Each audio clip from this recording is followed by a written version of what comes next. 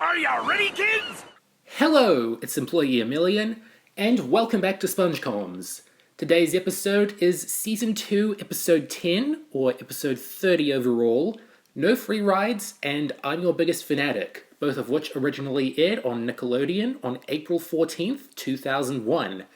We're getting through Season 2, nice and easily, and these are episodes that I like and think are very good, very funny, very investing for varying reasons, and I really do want to just jump right into it. I love this intro, but it's very hard to talk about it 30 times over.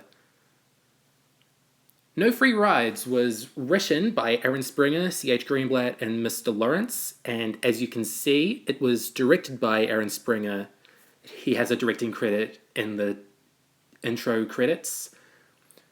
Second time since Survival of the Idiots, and yeah, you can really feel his style for SpongeBob emerging, and especially the little eccentricities that he especially brings to SpongeBob as a show whenever he's got more of his hands on it. I really like this little fourth wall break at the start of the episode with the French narrator, or Frenchie as he's known today, making his first quote-unquote appearance in the flesh as SpongeBob drives into him. I think Season 2 is also generally a great place to start looking at conventions from the first season and subverting them or making jokes about it, which this intro scene does really well. And this also feels like the peak of the Mrs. Puff episode. This is my personal favorite Mrs. Puff episode. There aren't really any others that come to mind as super great, but this is the closest one. I really like the comedy in this one and the story that they make out of it. This feels like something they would do much later on, but it's great to see that they're doing it in Season 2. This sort of discussion over should SpongeBob still be in boating school, what happens if he's given the passing grade and gets to leave. Also like how they bring it back to the original boating school episode by having SpongeBob slowly get more and more inept, but he's still really good at doing his unicycle work. That's good. SpongeBob is especially weird in this episode. I think that's what I meant when I said that Aaron Springer's style is really starting to come together, because this isn't quite the type of goofball that Steven Hillenburg envisioned, but it's still within that ballpark. He's not a complete alien, but give Aaron Springer some time, he will make SpongeBob an alien eventually. But yeah, SpongeBob is a very unpredictable character in this episode. Very willing to do whatever it takes to achieve happiness, even if it includes talking to his boat. That happens again in Gone, which is several seasons later. I can't remember if Aaron Springer wrote that episode particularly, but he was getting more hands-on with how to write SpongeBob around that time, and you can really see those germs start up here. And I'll stop talking about the future and get back to the present or past of 2001. And I can see why people aren't the biggest fan of this really long, really drawn-out scene of SpongeBob doing the essay. That's what he say.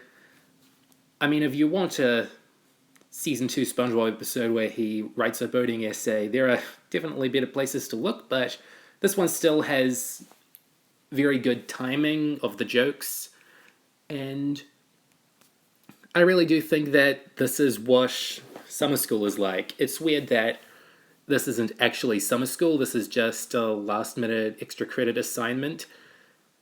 But yeah, there are a couple really good jokes here, and a theme with this episode in particular is that there's a macro joke over the whole show, or the whole episode, and the one here is SpongeBob just has to write 10 words. What I learned in boating school is how to drive, but because he's such an honest little sport, he really can't write those last 3 words. They're totally blankety blankety blank in his mind, and You can see them on the page that he eventually hands to Mrs. Puff, but they're scribbled around and there's drawings of boats and stuff on it. And I really do like how this is just a complete failure of an essay, but Mrs. Puff still passes him anyway because she just wants SpongeBob out of his life. And I also believe that this is the last ever time that we see SpongeBob's rarely seen original license design with his original character design and his date of birth of July 14th, 1986, which would have made him 14 when this episode premiered, but yeah, it's not really that important what SpongeBob's age is. He can be any age above the age of 10 as of Camp Coral, but I'm not talking about Camp Coral yet. But it makes less and less sense, the license, because it expires in 2003. Oh, I really love all the gags in this dream. This is a much more convincing 3D environment, and that is just a single character design that they just threw under the bus. I don't think we ever see that guy again. Please tell me if we do. And I also really like this bit of realistic talking fish head with a wig. And it's a live broadcast, but when he gets run over, he asks if they can do the take over, even though, it's live. Encyclopedia SpongeBobia treats stuff like that as errors, but I think that's just the joke. But I think that the most famous joke in this episode is right here. There's this painting of Mrs. Puff in her house that is just her walking into the house. It's like recursion. This is also probably the most extensive use of SpongeBob's parents in the original 3 seasons. I don't know why they're used so much in this episode, because they bring him to this celebration of getting his license and then they tuck him into bed, and without much knowledge of SpongeBob, it's implicit that he's still living with his parents in that scene. And yeah, that's kind of weird. Again, this is a very kooky version of SpongeBob, so I really don't think it's that big of an issue. They've got a leash on him with the parents in this episode. This is something very dark about Mrs. Puff. She seems to have changed her name and come from a different town, and whatever happened to Mr. Puff? Who knows now? That's for the movie to decide, but back to this particular episode. Again, a lot of really good jokes here. That isn't a very often seen texture for SpongeBob's bedroom wall. I really do like it though. Oof, here's some very surreal SpongeBob faces and dialogue, especially for season 2. But yeah, the joke is how weird it is. It's not like he's hurting anyone. In fact, he is about to be hurt, sat on by his teacher. That sounded really wrong, but yeah. I noticed that Aaron Springer directed episodes give me a lot to talk about for the first half, and then the last half I just have to kind of watch the episode and notice little things. I don't know what that joke about the balloon animal is about, but Again, we've got a very CGI heavy sequence here with the background and the ground and the sky.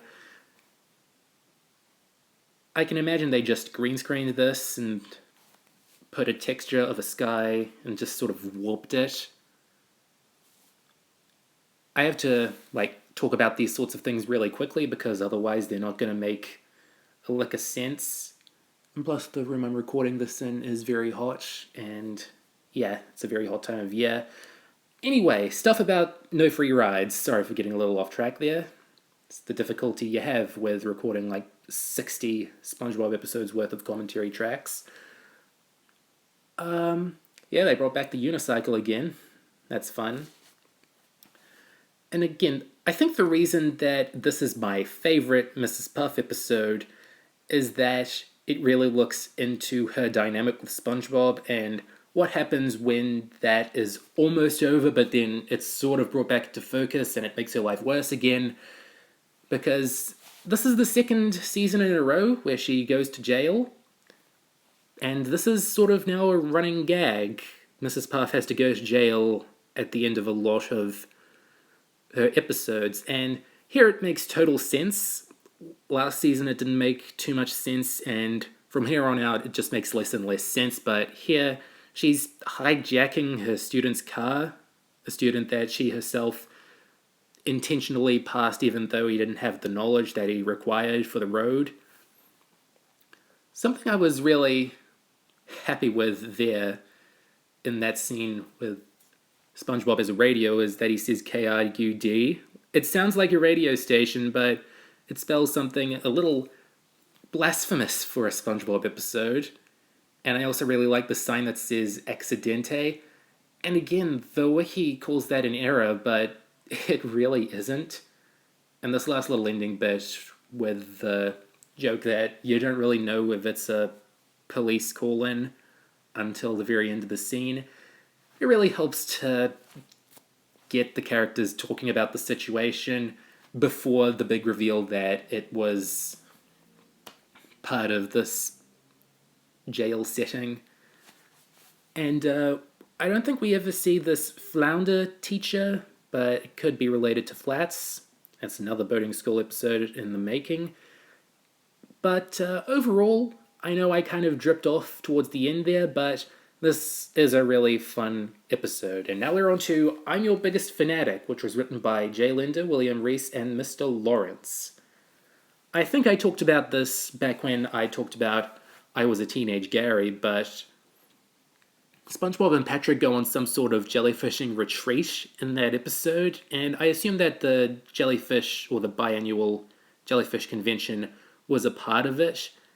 And yeah, I thought those episodes took place at the same time. Doesn't make too much sense, but when in Rome, gotta make the timeline a little easier. But having a whole convention dedicated to jellyfish and jellyfishing is actually a pretty smart idea. Like, Comic-Con was starting to become mainstream around this time, but it was still kind of just nerds geeking out over superheroes and stuff. Not that there's anything wrong with that. And I really like the angle of jellyfishing is such a geeky thing in this universe that it deserves a convention. I mean, nowadays we have like a dozen pony conventions and a bunch of like Star Trek and Doctor Who and Star Wars conventions. Too many to keep track of, which buys into my question of the week for you this week, which I'll get to eventually.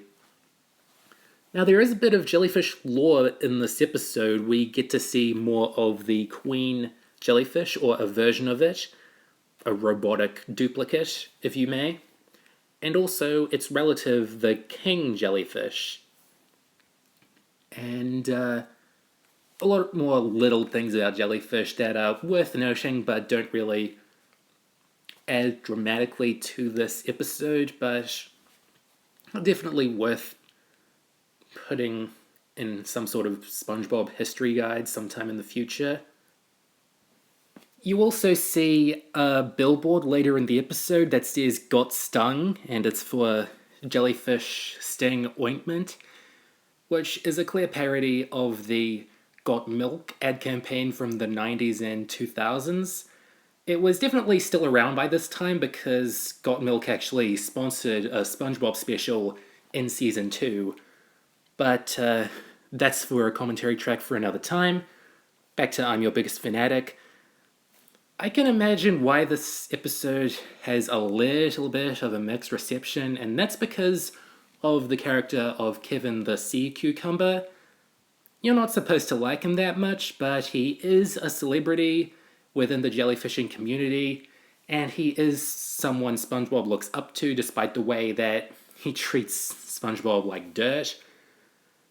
But at the same time, like a couple very early Squidward episodes, he is a bit mean, but he always gets what's coming to him, and seeing SpongeBob's reaction to that stuff, or lack of reaction in some cases, is the joke, it is the satisfaction.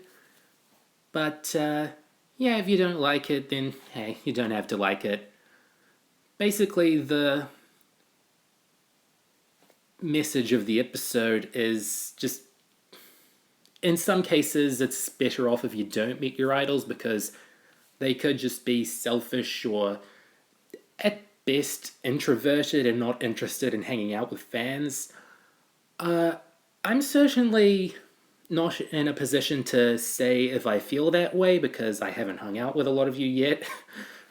But, yeah, if you're a big fan of someone like, who's a celebrity at the moment, Mr. Beast, and you got a chance to hang out with him for a day or two, then it probably won't be as dreamy as you thought it would be, but hey, we have episodes like this just to say, don't expect celebrities to be gods like the media portrays them as, because most of the publicity surrounding Kevin that we see in this episode is pretty flattering, but he turns out to be just a massive jerk who was just in for it for the fashion, and we get a nice close-up of all the jellyfishing fashion of the time.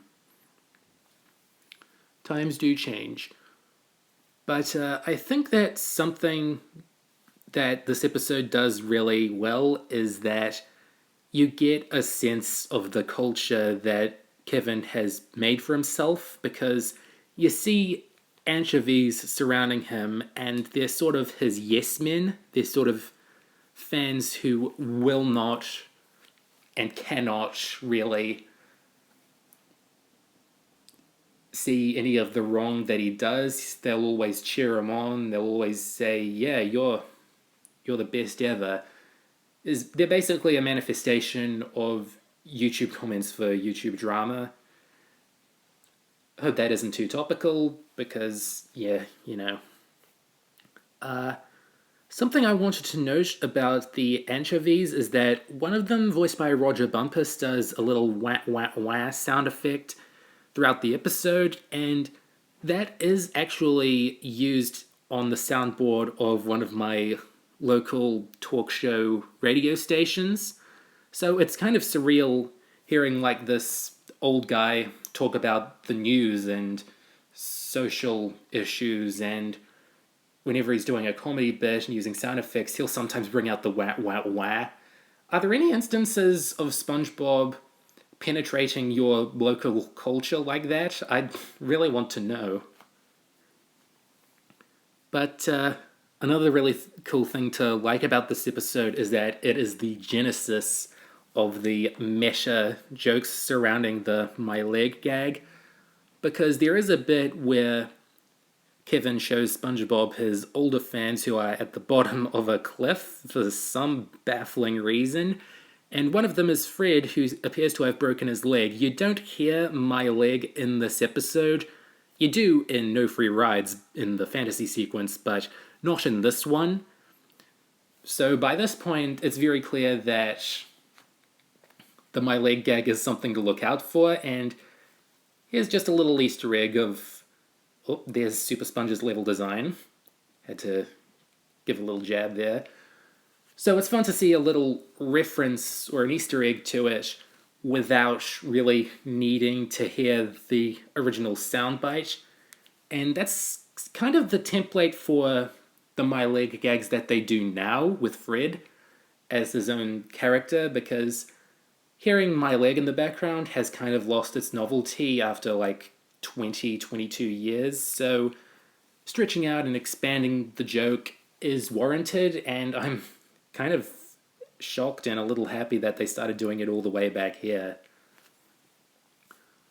I really like the progression of the story in this episode, how SpongeBob is kind of a blind fan like the nematodes, but then he sees these fans that have been betrayed by Kevin and is kind of embarrassed now, but at the end of the day, still willing to help Kev out in this big king jellyfish plot. He doesn't do it by throwing bubbles at him 3 times like in the games, but yeah, this whole king jellyfish bit is very weird, but it's just surreal enough to work. I feel like since a big jellyfish had already been seen in the original jellyfishing episode, that I guess bringing out an even bigger one is useful in just sort of showing escalation in this sort of world of jellyfish and how dangerous they can be. And there's a little foreshadowing about it earlier, because you get this little bit of lore with this jellyfish called Big Lenny, which is just a jellyfish with a really grumpy face on it, and it apparently stung this guy who lived, so it's very deadly. And last thing I wanted to note about this episode's story before kind of logging off and just talking about the ending, there is a long-standing theory about this episode that when the anchovies rip Kevin's crown, quote-unquote, off of his head, that they're actually ripping off something with a little more feeling in it, let's just say. But in real life, those are supposed to be a sea cucumber's tentacles that they use for feeding, not exactly... They're 1 letter off, and that's a very weird rumor that got started, and you can kind of understand why it got formed because of just how much pain Kevin's in. But, the guy really deserves it because he was treating SpongeBob like utter garbage. And, yeah, I do really like the lesson that SpongeBob picked up after all of this, that it isn't about people liking you or idols, it is about the sport, and that's a really good thing to push. And we also get the end of Patrick's arc of trying to get Jeffrey Jellyfish, which I guess is a children's icon within this universe, which helps the Jellycon's validity if they have like a mascot walking around. Yeah, Patrick in this episode, he's got a few running gags, but they aren't hazardous to his character or anything. They just get him out of the picture so SpongeBob's plot can get underway. And overall, I think this episode is pretty good. It's got a lot of great laughs, and I think that it has a nice message that is worth looking into and teaching children and all that.